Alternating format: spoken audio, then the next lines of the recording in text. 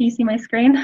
Yep, yes, Okay, it looks great and you sound clear, so you're good to go. all right, thank you. So hello everyone, and I would really like to thank everyone for coming on and listening today. And this is actually my thesis research. So it's do trends in climate influence the increase in high severity wildfire in the southwestern United States from 1984 to 2015. So first, a really quick overview of my presentation. I'm going to give an introduction and background to this research and how it came about, followed by the actual questions we asked. And then this is actually split up into sort of two related projects. So first, the regional correlation analysis of fire and climate. And then we broke that down into a fire by fire hurdle model analysis. And then finally, of course, some conclusions and what this might mean for the Southwest. So this research was conducted as a continuation of work started by Megan Singleton and Andy Thode's Fire Lab on trends in wildfire activity in the Southwest. So Megan Singleton, she found that over the past 30 years in woodland and forested ecosystems across the Southwest, there's been an increasing trend in the number of fires, the burned area of forests and woodlands, and the area of high severity fire in forests and woodlands. So wildfire is an important component of fire-adapted forests and woodlands in the southwestern U.S., where, under natural conditions, it plays a role in shaping ecological communities from individual stands to landscape levels. However, recent and historic land use practices have disrupted these natural fire regimes with detrimental effects to these ecosystems over the long term. So, for instance, the history of fire and fire management in the Southwest has been well documented. So pre-European settlement in dry open forest ecosystems, such as our ponderosa pine or mixed conifer forest, frequent low severity surface fires kept forest conditions open and our fuel accumulations on the ground low. Starting in about the late 19th century, of course, as we all know, this frequent fire regime was interrupted by the introduction of grazing, logging, and of course active fire suppression, resulting in numerous missed fire return intervals. So as a result, our tree densities are much higher than expected historically, with hundreds or even thousands of trees per hectare, and the accumulation of ground fuels and ladder fuels have changed fire regimes to these large crown fires with increasing intensity and severity. Of course, compounding this issue, it's become increasingly clear that climate change will or has already altered these fire regimes in the Southwest. So for instance, here, this study by Abatskal and Williams, they found that climate change and increased fuel aridity across the western US over the past several decades have contributed 75% more forested area experiencing that higher fire potential and therefore more acres burned. So with projections of climate change predicting trends in warmer temperatures, decreased snowpack, and overall drier conditions, that's likely to result in these increased opportunities for wildfire ignition and spread, potentially leading to longer and more intense fire seasons across the Southwest. So specifically, in the past, seasonal air temperature has been shown to correlate strongly with fire activity, and you see that a lot in a lot of the previous literature. However, temperature is really being used as a proxy for atmospheric water demand. And since high temperatures coincide with periods of low humidity across much of the Southwest, when fire is most prevalent, it's not strange that we're seeing that correlation. However, a recent study by Park Williams and others, they proposed that vapor pressure deficit is actually a more comprehensive measure of water balance and then associated fire activity. So here I'm kind of showing the relationship between vapor pressure deficit, minimum, maximum, and that compared that to the average monthly temperature minimum, maximum. And of course, you can see they relate very strongly to each other monthly across the year. So once again, it's not surprising that we are seeing that strong correlation in the literature. So what is vapor pressure deficit? So VPD is the difference between the amount of water vapor in the air at a given time and the air's potential maximum capacity to hold water vapor, or its saturation point. So our saturated air our saturated vapor pressure of the air minus the actual vapor pressure in the air equals that vapor pressure deficit value. So if VPD equals 0, the air is completely saturated. However, if our VPD is a very high value, that actually means the air is holding minimal water vapor pressure, so it's really dry.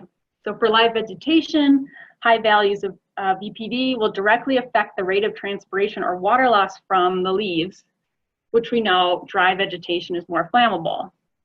This sounds really similar to relative humidity. However, RH is not a direct measure of transpiration rate in vegetation and is really highly dependent on temperature. So for example, for the same value of humidity, relative humidity at different temperatures, the VPD value will be higher when the temperature is higher, therefore more effectively measuring the change in transpiration and the water loss of vegetation. So in terms of vegetation, VPD can be thought of as the shortage of water vapor in the air compared to the leaf itself. So here I have a humidity and temperature graph to kind of show how VPD is related to relative humidity and temperature. And what's really important to understand that in the Southwest, especially, as we can see in this graph, is that even minor increases in temperature exponentially increase VPD, even if moisture in the form of precipitation does not change. So thereby exacerbating potential drought conditions if projected future climate change if that temperature increases. So considering the trends in climate and fire activity over the past 30 years, we asked for the southwestern United States, are recent trends in area burned at high and low severity, and percent area burned related to the variation or trends in regional climate variables? And then part 2, considering that most climate fire relationship studies aggregate climate variables across large regional areas to measure and relate patterns of key drivers of fire severity, we wanted to know, do we see these same broad-scale fire climate relationships hold when we look at these relationships on a fire-by-fire basis?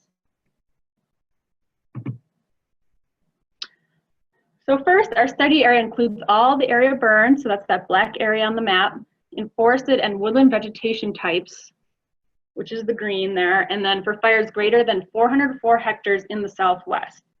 So that's, of course, Arizona and New Mexico. And then I put that red area on there, that's the area burned at high severity. So we assessed 1,130 fires for this study.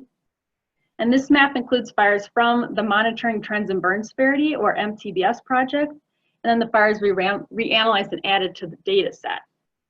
So since 1984, MTBS has consistently mapped the burn severity of all fires greater than 404 hectares in the West, and they create these remotely sensed continuous burn severity mosaics for these fires for free online. However, these products are really designed to assist management agencies more so than to support scientific research, so the data itself has some issues we needed to work with. So like, for example, MTBS projects that analyze large fires that occur in areas mapped as dominantly grasslands or shrublands, despite them actually having forested area within the fire, are typically analyzed as initial assessments. So this means that the post-fire image is acquired less than 6 months post-fire, and because of this, initial assessments may overestimate fire severity and disregard any possible delayed mortality or regeneration in these forest ecosystems because they only capture that immediate post-fire effect. So a lot of previous studies that have done this correlation research have utilized only these MTBS data to study burn severity and these relationships. So with Megan Singleton and the Thode Lab leading the charge, we manually reanalyzed all of the available initial assessments in forest and woodland ecosystems as extended assessments, and then mapped any missing large fires in the Southwest. And then by reanalyzing this data set, we were able to increase the amount of fire in our data set by 803 fires, over 1 million acres or hectares of burned area, and 82,000 hectares of those which were burned at high severity.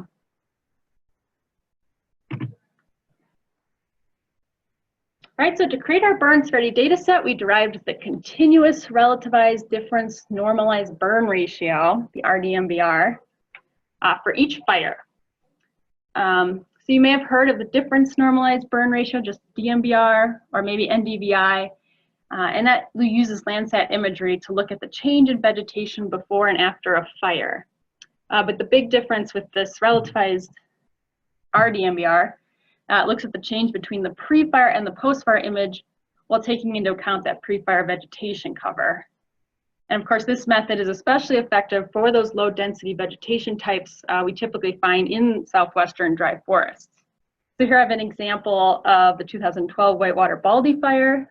That red is that high-severity fire, down to that dark green, which actually represents low to unburned low burned area. We derive 4 variables to compare against our climate data.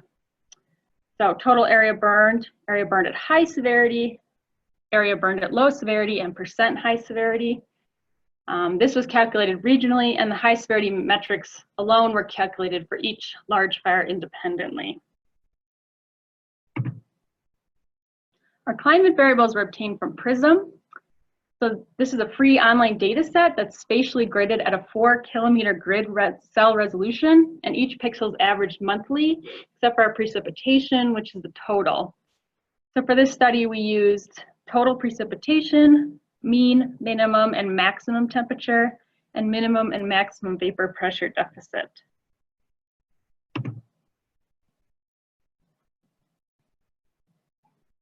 Okay, so now we're going to dive into part 1, which is the regional correlation analysis of fire-climate relationships.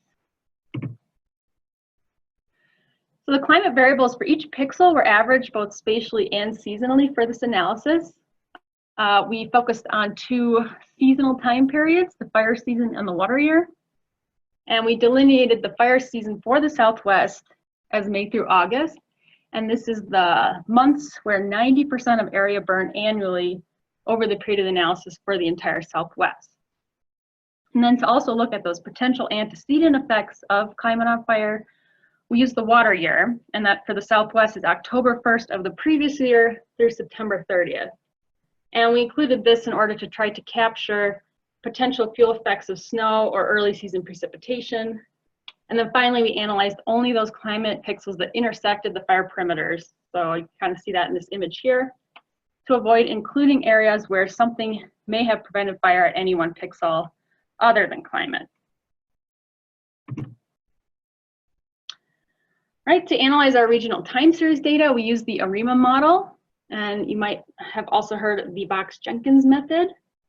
So we use the ARIMA model as it can be used to detect trends in historical data and is intended to approximate the dynamic behavior of the underlying data, separate that from random noise in the system. So basically our first term, the AR or autoaggressive term, looks at does last year or the last several years data affect this year's value. So in the context of our fire data, the interpretation of the AR term is, does the area burn for last year or the last few years affect this year's fire data?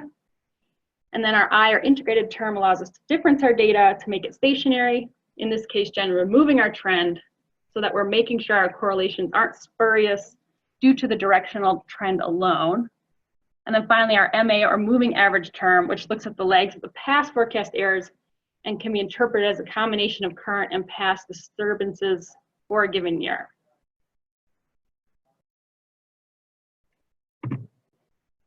Right, so we use the Spearman's rank correlation to assess the relationship between the fire and the climate variables.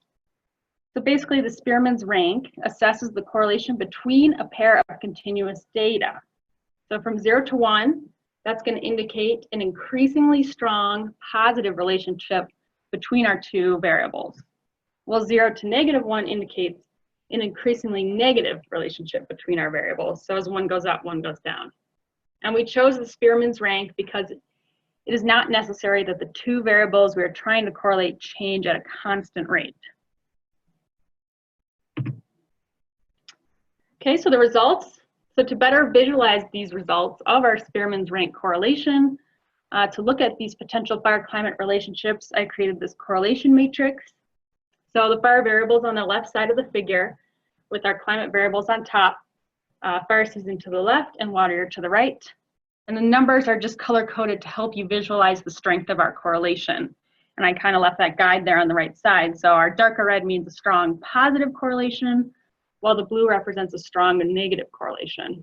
And then the blanks, I removed any non-significant correlations from the matrix. Right, so the Spearman's correlation analysis of regional climate fire relationship shows that our area burned at high severity was most strongly related to minimum VPD, followed closely by maximum VPD. That's across the fire season and the water year.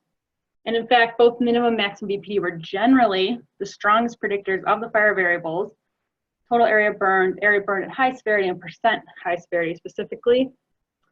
And not surprisingly, higher than normal warm season VPD in recent decades has been linked to increased forest drought stress and tree mortality and increased fires hazard, since it is that metric of aridity.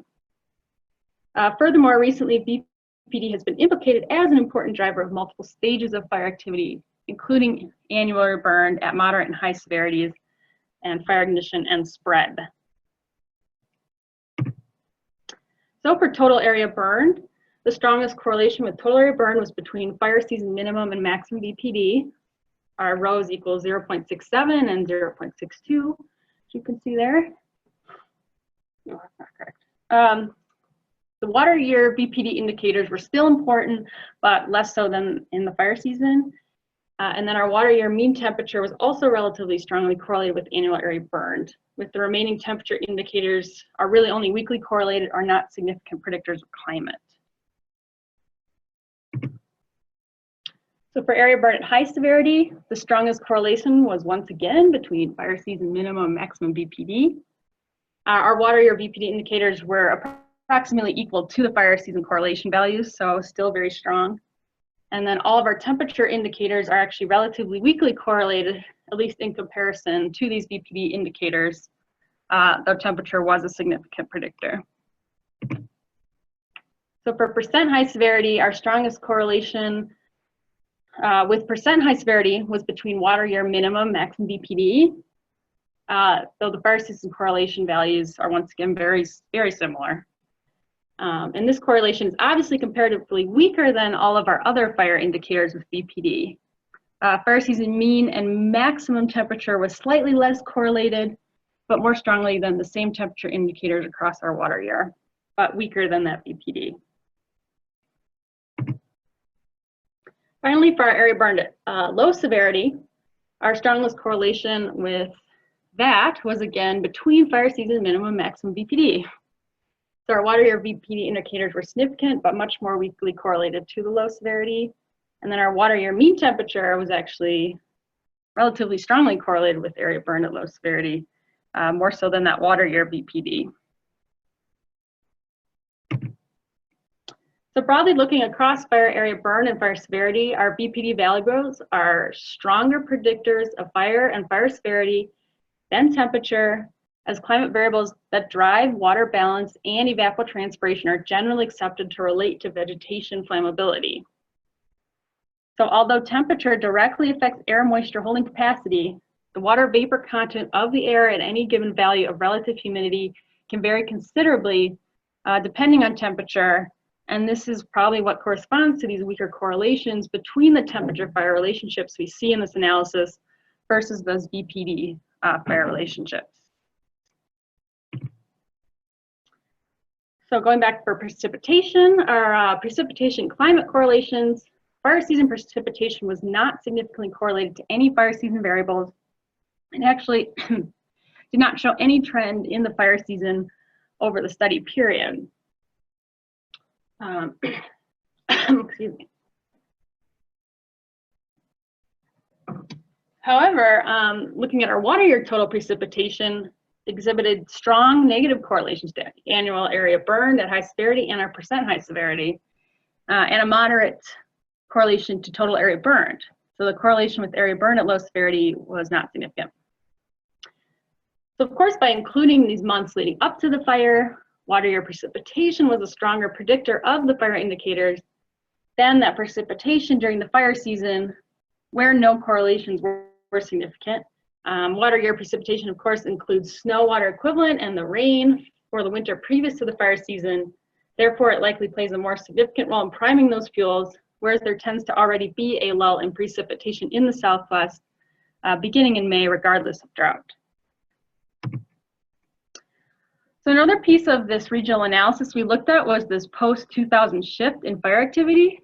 So we and some other recent papers have noticed that before and after the year 2000, there seems to be a shift in increased fire activity in the Southwest. So we decided to test for this shift using a Chow test that tests for a significant structural break between the time periods of 1984 to 1999 and 2000 to 2015 for total area burn and area burn at high severity. So our Chow test actually does not find a significant evidence for an abrupt transition in the area burn at high severity around 2000, our p-value being 0.08. However, kind of from this graph, we can see that something is going on here. So the 8 years with the largest areas of high severity fire occur in the second half of the time span, and the mean area burn at high severity increases from only 2,000 hectares to almost 20,000 hectares after 2000. And then interestingly as well, when I graph the residuals of high severity fire, that's our black line there, and our minimum and maximum VPD, the red lines, the residual time series begin to more strongly correlate to each other at this break point. So why is maybe some of this happening? In the literature, Abatskill and Williams, 2016, they observed a shift in aridity as well, beginning in 2000 across several climate aridity metrics, which they linked to increasing fire activity across the US, as seen here in this figure. This also coincides with a similar shift in the trends of the climate variables in this study. So we saw increasing trends of VPD and temperature and decreasing trends in annual precipitation. And then finally, Orling et al. 2013, they reported that the first decade of the 21st century was the warmest and fourth driest on record since 1901. So this represents a relatively short period of time, but looking at all of these figures, this may indicate there's an important shift going on in the relationship between climate and fire regimes for the Southwest. So especially as longer term data becomes available, future research may determine the extent to which climate is driving this potential shift in fire activity. And these sharp change definitely indicates a need for further study here. All right, so most fire climate relationship studies aggregate climate variables across these large regional areas to measure and relate patterns of key drivers of fire severity. However, it's not really known if these relationships persist at that scale of the individual fire or how they compare across scales. So we decided to go ahead and take a look at these types of relationships in our fire by fire model, hurdle model analysis.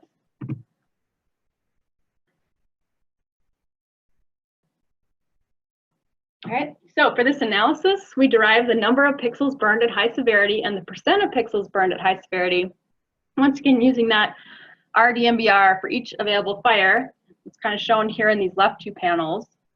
And then we further derived the average of our climate variables across each fire perimeter for those pixels that intersect the fire. So for this example, we look at the spatial average of the maximum VPD pixels for the month of the start of the fire. And you can see that on the rightmost panel. So for example, the 2012 Whitewater Baldy fire, there was almost 163,000 pixels of high severity fire, which actually only comes out to 14% of that fire, and our average maximum VPD is 23.3, and that's what we compared across all of the large fires in the Southwest. So we first look at our data, we can see that there are actually a lot of zeros. These are fires that did not burn with any high severity fire. So our data was highly overdispersed, meaning a simple regression wasn't able to fully capture what was going on with our data. So we decided to use a hurdle model to analyze this data. So the hurdle model looks at the data in two steps. So first, a generalized linear model, that's looking at our expected odds of a zero. So in our case, the expected odds of whether or not a fire had any pixels burned at high severity. Second, a linear model to look at those non-zero values separately. So looking at the potential relationship between each climate variable and the amount of pixels burned at high severity for those fires that had any pixels burned at high severity. First, I'll go through the results for our count of pixels. So that's the area burned at high severity. Climate variables are the same as in the regional analysis. Those are on the left side. And then we have a zero column. That's our probability, our odds of a fire containing pixels of high severity fire. And then our hurdle or count part is for those fires that contain high severity fire pixels. What does that relationship with climate look like separately? Asterisk indicates that relationship was significant. So first, VPD, specifically maximum VPD, remains a significant driver of fire severity of the individual fire. Although our minimum VPD is actually not a significant predictor of high severity for the count part of our model. So just quickly, to interpret the outcome of our model, for the area model, for an increase of 1 unit, so that'd be 1 hectopascals in maximum VPD, we can expect the odds of a fire to contain high severity pixels to increase by 4.7%. For our hurdle part, for those fires that contain high severity pixels already, a 1 unit increase, so 1 hectopascal maximum VPD, increases the expected area burned at high severity by 6.9%.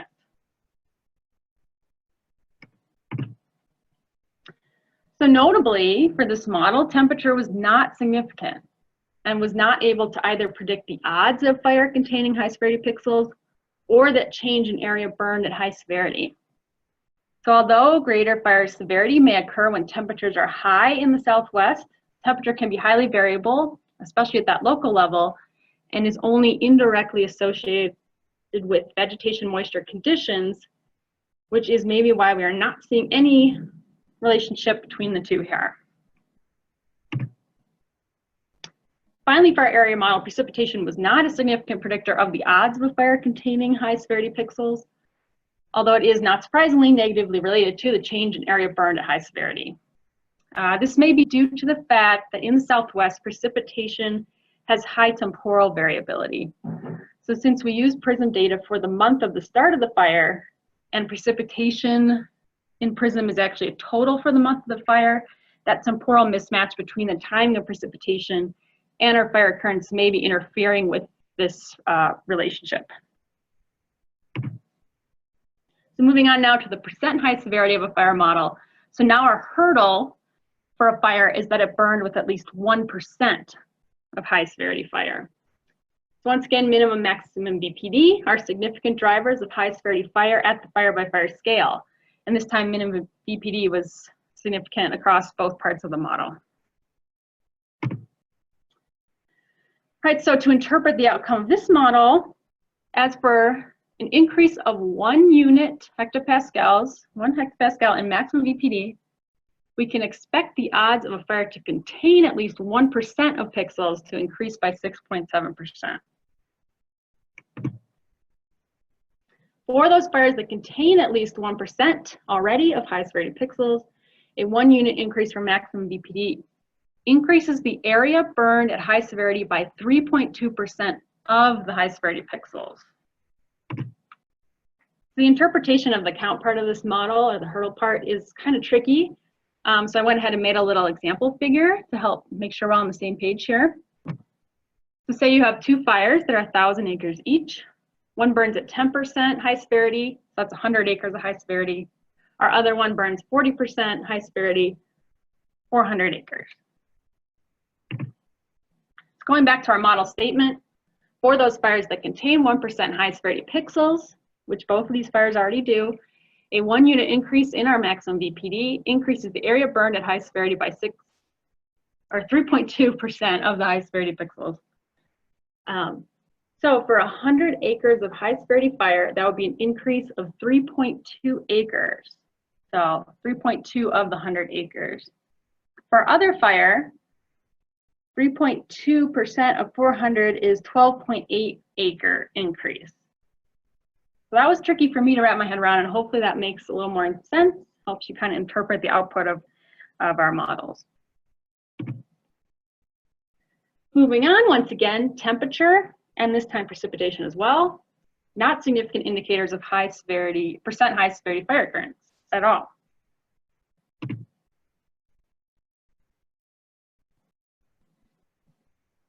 All right, so I'd like to take these last few minutes to really wrap up with some conclusions and what this means for the Southwest. So first, our study used the most comprehensive burn severity data set available to assess contemporary fire-climate relationships for the Southwest. And we observed a strong relationship between fire activity and vapor pressure deficit, which in effect encompasses both temperature and water balance indicators. Specifically, an upward trend in VPD and aridity in general has become apparent over the past few decades. So the results of our analysis and others suggest that area burn and fire severity have also increased, and these trends in climate toward warmer and drier conditions are associated with climate becoming an increasingly dominant factor in driving increases in fire area and fire severity. So I wanted to bring this slide back from the beginning of the presentation to really reiterate that the increasing trend in VPD is being driven primarily by increases in the saturated vapor pressure, because warmer air has a higher moisture holding capacity. So this means that even minor increases in temperature, as are predicted to occur due to climate change, will exponentially increase VPD even if moisture does not change, so potentially exacerbating future drought conditions. Because of this and the strong relationship with fire activity, we posit that VPD is a more comprehensive climate metric than temperature or other water balance measures alone to predict future fire activity. It's relatively simple to calculate. All you need is temperature and relative humidity, and it's also available now from RAW's weather stations. However, although temperature indicators were not as correlated to fire and fire severity as VPD, temperature, unlike our precipitation or a lot of our other water balance metrics that affect VPD, is actually the most robustly modeled climate variable in the future forecast of climate change. So with temperatures modeled to increase, these data show that area burn is likely to increase and that it will burn with increasing severity. And of course, that changes in temperature will likely affect VPD values as we have seen in the previous graph. All right, so using the hurdle models, we actually created a predictive model describing the probability of surpassing a given percent high severity threshold of fire relative to maximum VPD. So kind of the idea behind this chart was that recent studies have found that prescribed and managed fires that burn at very low severities only were really only moderately reducing fuel loads and fire hazard in our southwestern dry forests. So this suggests that potentially allowing fires to burn more intensely and maybe during some more extreme weather conditions may assist managers in increasing ecological resilience or meeting hazardous fuel reduction objectives. However, this of course requires managers to accept some greater risk. So maybe by forecasting the potential risk of high severity fire based on our current climate conditions, specifically VPD, we can enable more risk tolerance when deciding where and when to use fire on the landscape. So for example, to use this chart, say our VPD is 50 hectopascals, the probability of a fire containing greater than 10% severity, surpassing that 10% threshold, is 28%.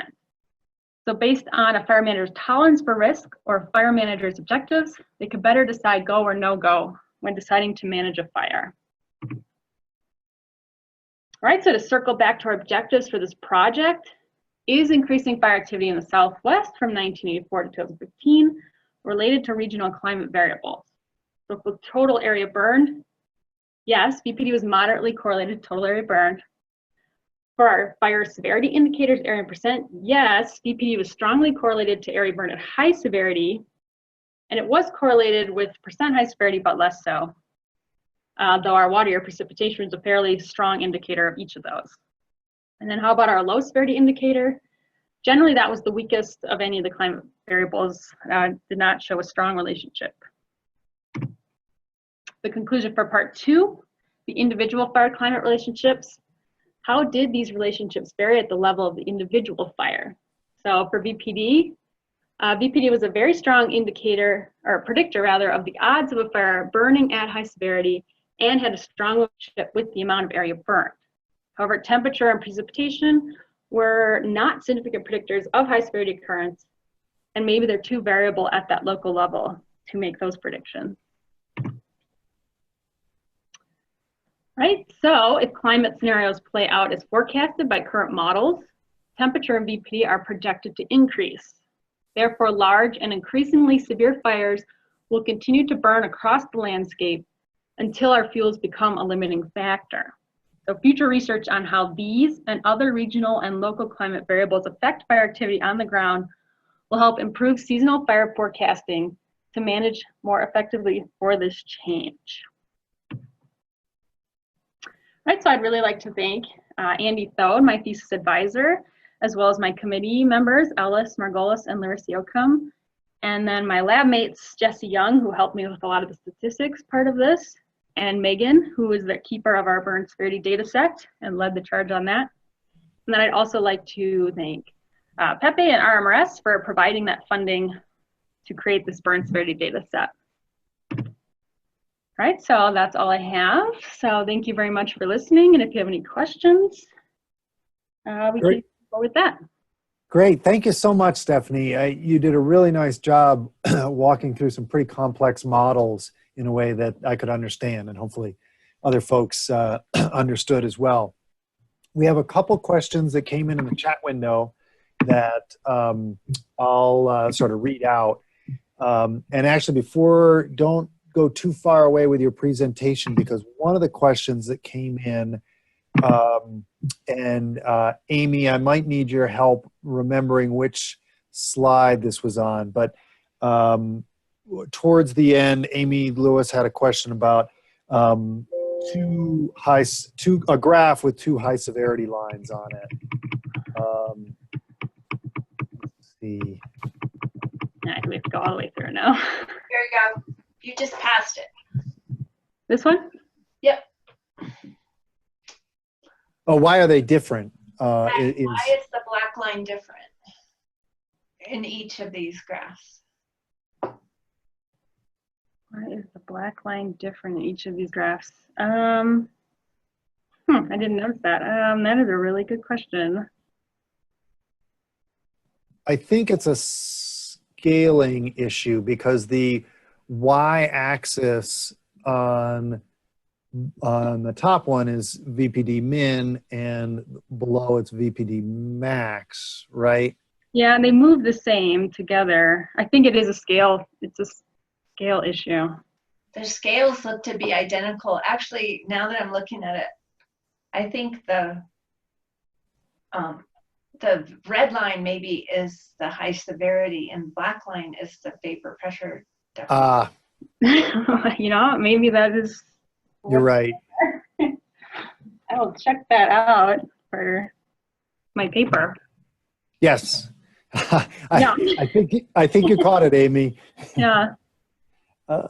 Good Well, catch, because no one on our committee caught it, Yeah. including our advisor. shall remain nameless, right? Color coding is switched there. So the other question I had was, I think I'm confused about what the difference is between the min and the max. And what is the time period of the min and the max? It's a daily, well, they average it, but it's the average minimum of the day. So your minimum is gonna probably occur at night. Okay. And your maximum during, 2 o'clock in the middle of the day. So it correlates higher with high severity fires, because I get it now. I was having trouble with that. I was thinking the maximum vapor pressure deficit should correlate higher than the minimum, but I think I understand now. Right. Well, and we're not sure about that either, Stephanie, right? I mean, we think it has to do maybe that nighttime recovery is just becomes more of an issue than the highest level of the day. Right, because generally we've actually found VPD min to be 0.1 higher, a tiny bit higher, and that might have something to do with it if it's if that VPD min is higher every night for a while, you know, you might not be getting a recovery and your fuels would remain drier longer. So how can the min be higher than the max? not the actual value, right? So the min will actually be a smaller value, but if that min value is higher for a longer period of time, your max value might be higher for a longer period of time too. I wonder, yeah. I wonder also if there's a sort of thresholding issue where with the max, once you hit a certain VPD max, you can't dry things out. It doesn't have the same effect, but you haven't hit that kind of plateau with the min. Mm-hmm. I don't know if I'm explaining that well, but how can the min be higher than the max? Like on this graph, maybe 19. These are the residuals. So this is actually from average. Residuals. The residual. So say you have your average. So if it's the difference from the average. So if you have a higher difference, it's higher than average. If you have a negative number, it's lower than average. So it's not an absolute value. Are the averages different numbers? They're different numbers, yes. Okay. Thank you so much. It's really interesting work. And I think the importance of some of these details highlights a question that Jenny asked, which is how/when can we get access to the publication? Because I think it's a fascinating study, and many of us will need to kind of sit with it for a little bit. Well, the thesis will be online soon, I hope, or it's submitted, and then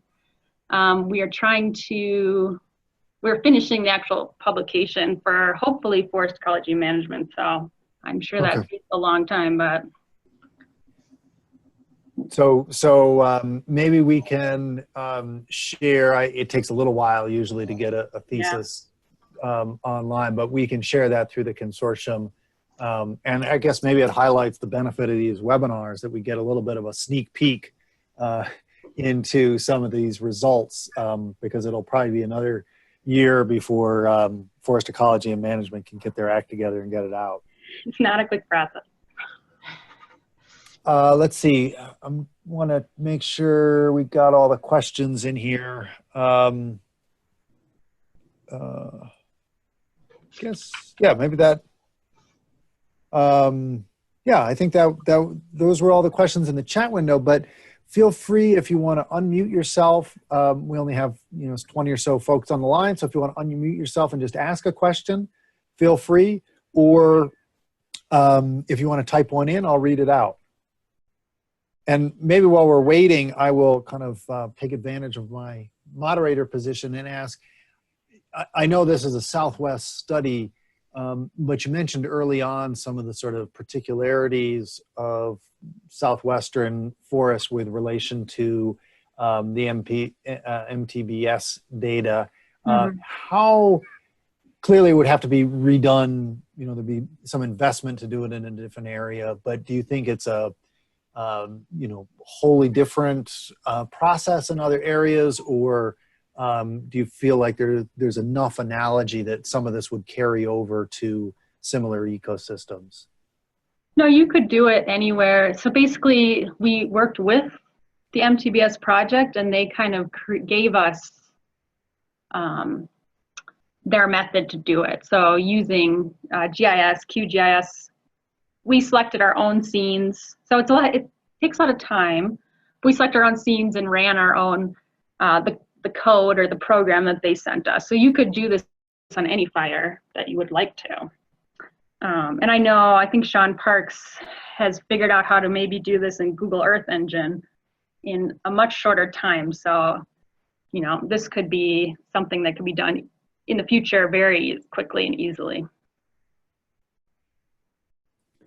Interesting, because that I think obviously I'm focused on the Southwest, but I think the same question, kind of rolling it out across mainly the Western U.S. would help us understand sort of the scale of the problem.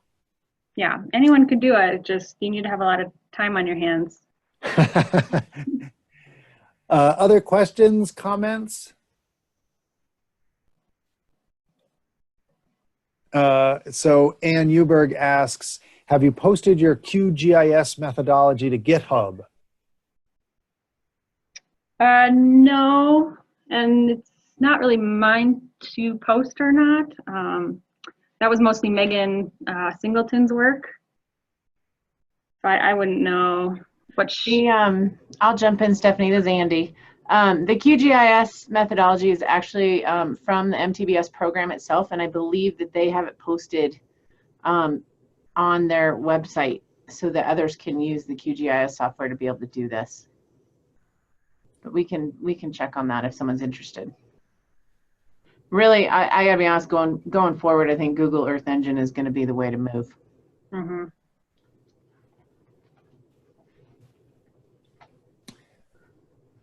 And thinking about going forward, I don't know, Andy, if this is more for you or for Stephanie. Are there, do you guys already have next steps in the works, things you want to follow on? Stephanie, do you have anything you want to add? She's like, I'm done with my master's. If we have more time. I don't know, going forward, there's a lot that we could do with this data still, looking more seasonally even. You know, right now we're looked annually across the year, but now we have access to daily data. I think that'd be interesting to look at some of those seasonal patterns potentially, or we'll just see. I know from my perspective, on a much more mundane, less research-oriented perspective, as we're wrapping up this 2018 fire season overview, it just looks at, you know, sort of the 10 or so biggest fires from last year. And it occurs to me it'd be interesting to just understand where they fall relative to vapor pressure deficit for the year.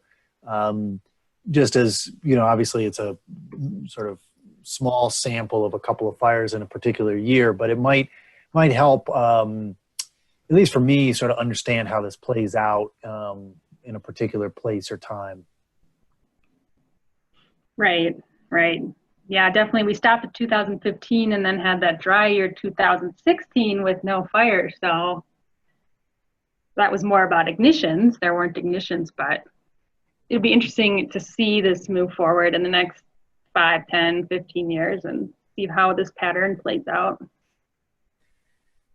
Yeah, and on another note on that question that you asked, Sander, you know, there's been some research in other areas that look at topographic effects versus climate effects and other drivers of what's causing burn severity. And so, you know, this really looks specifically at climate drivers, but throwing in all those different drivers together, an analysis with the Southwest data to see if this region's working differently than other regions would be interesting. Yes, that would be fascinating. Cool. Well, maybe as we kind of spin off into other potential resources, it's maybe a good time to stop before I get carried away. I want to take the opportunity to thank Stephanie again. Great research, I think really useful, a good investment for the community and for us to learn and move forward.